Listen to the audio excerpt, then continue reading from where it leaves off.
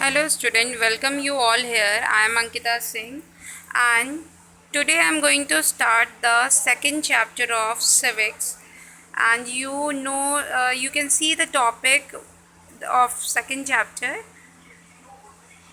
diversity, prejudice, discrimination and inequality.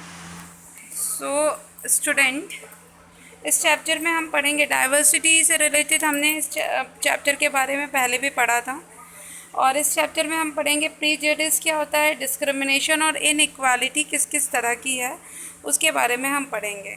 Civics हमें ये बताता है हमारे सोसाइटी में किस तरह की सोसाइटी है, कैसे डिस्क्रिमिनेशन हुआ करता था या अभी होता है तो कैसे होता है, उसके बारे में हमें बताता है। तो इसमें हम लोग पढ़ेंगे कि जो डाइवर्सिटी है वो अलग अलग तरीके पे विभिन्नता देखी जाती है हमारी सोसाइटी में, और इस विभिन्नता के बेसिस में बहुत सारा डिस्क्रिमिनेशन होता है, बहुत सारा मेल प्रैक्टिसेस की जाती हैं।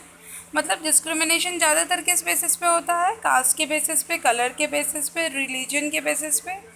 ये जो है ये बेसिक एलिमेंट्स हैं डिस्क्रिमिनेशन के। तो सबसे पहले जैसे कि डाइवर्सिटी मतलब the state of being difference, इसके बारे में तो हमने पहले ही पढ़ा था, क्योंकि चैप्टर के जो व्यू पॉइंट्स है उसको जानना, चैप्टर किस टॉपिक से रिलेटेड है उसके बारे में आपको जानना ज़रूरी है।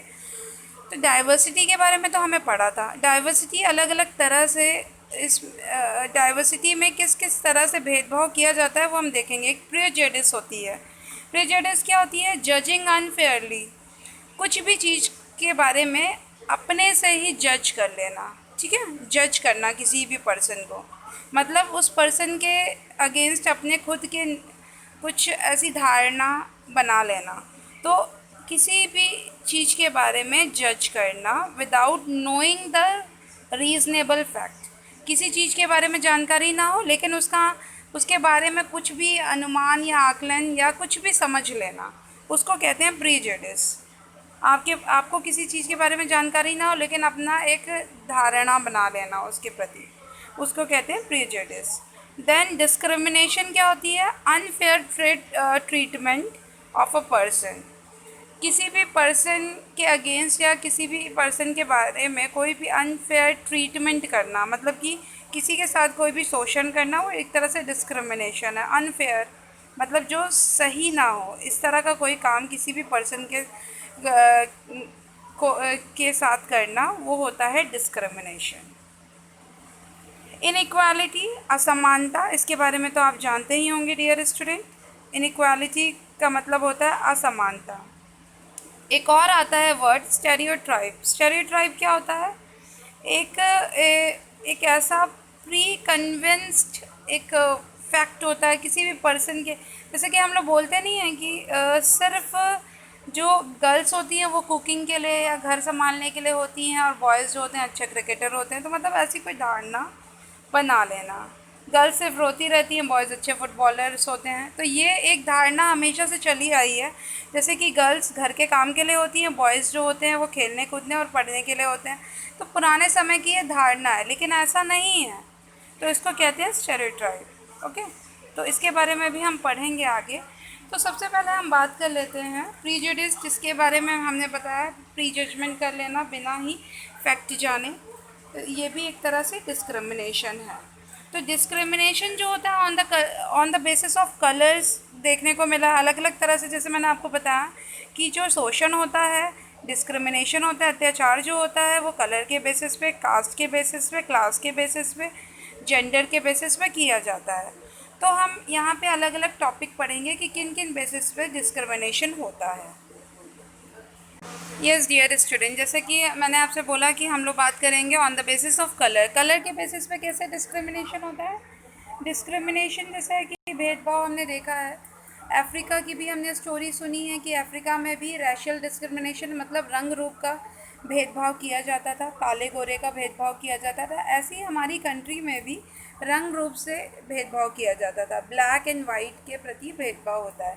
तो मतलब कुछ लोग जो गोरे होते हैं, जो फेयर ज़्यादा होते हैं, उनके साथ कुछ अलग ट्रीटमेंट किया जाता था, और जो ब्लैक होते हैं उनके साथ, डार्क पीपल के साथ कुछ अलग ट्रीटमेंट, उनके साथ बहुत अलग भेदभाव होता था। जैसे कि वर्क प्लेस पे, शादी ब्याह में, इन सब स्किन से रिलेटेड बहुत भेदभाव किया जाता है, जबकि स्किन का कोई महत्व नहीं है ऐसा कि काला और गोरे से कोई चेंज कुछ ऐसा इफ़ेक्ट पड़ता है। पर्सन इससे इफ़ेक्ट पड़ता है, ना कि कलर से। तो ये on the basis of colour, ये हमने अपनी कंट्री में भी देखा है। कंट्री में भी लोगों का ये मानना होता है कि गोरे हैं तो ज़्यादा अच्छे हैं, जो ब्लैक हैं वो इतने अच्छे नहीं होते हैं।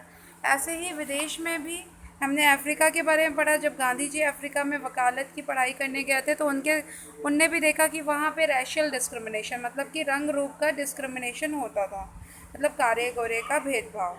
तो ये सब देखने को वहाँ पे भी मिला। तो ये जो होता है ये स्किन कलर से रिलेटेड होता है discrimination. Then next, discrimination on the basis of caste, मतलब जाति का भेदभाव। तो कास्ट का भेदभाव हमारी कंट्री में भी बहुत समय से, बहुत सालों से चला आ रहा है और अभी भी कहीं कहीं पे ये देखने को मिलता है, मतलब कि जाति के नाम पे भेदभाव करना।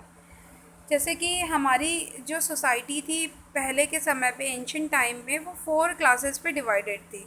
एक ब्राह्मण्स जो होते थे वो बिल्कुल अपर क्लासेस के लोग माने जाते थे, वो सारे रिलीजियस रिचुअल्स परफॉर्म करते थे। देन क्षत्रिय, जो कि वॉरियर योद्धा माने जाते थे, राजा महाराजा क्षत्रिय होते थे। देन वैश्य का मतलब होता है कि जो वैश्य जो होते थे वो करते थे, मर्चेंटिंग करते थे, मतलब ट्रेडिंग करते थे, व्यापार करते थे, वो वैश्य होते थे। देन शूद्र जो होते थे वो लोअर कास्ट ऑफ पीपल होते थे। या इन क्लास के लोगों से सारा लोअर काम करवाया जाता था, जैसे गंदगी साफ़ कराना और ये सब लेबरिंग का जितना भी काम होता था वो इनसे कराया जाता था। मतलब इस तरह से जाति के नाम पे भेदभाव देखने को मिला।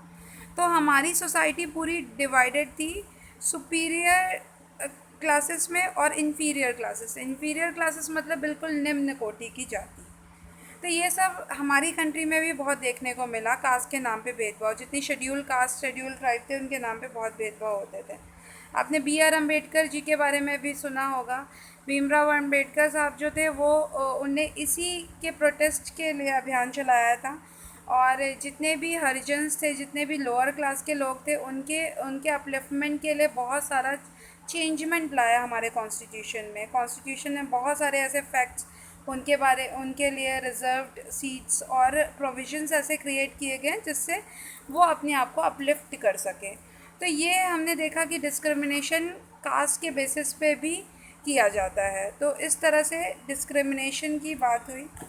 नेक्स्ट हम लोग इस चैप्टर में आगे पढ़ेंगे, वो मैं आपको नेक्स्ट लेक्चर में प्रोवाइड कराऊंगी कि और क्या है इस चैप्टर में। डिस्क्रिमिनेशन और इनइक्वालिटी किन किन बेसिस और किन किन टाइप्स की देखने को मिलती है हमारी सोसाइटी में, उसके बारे में हम पढ़ेंगे।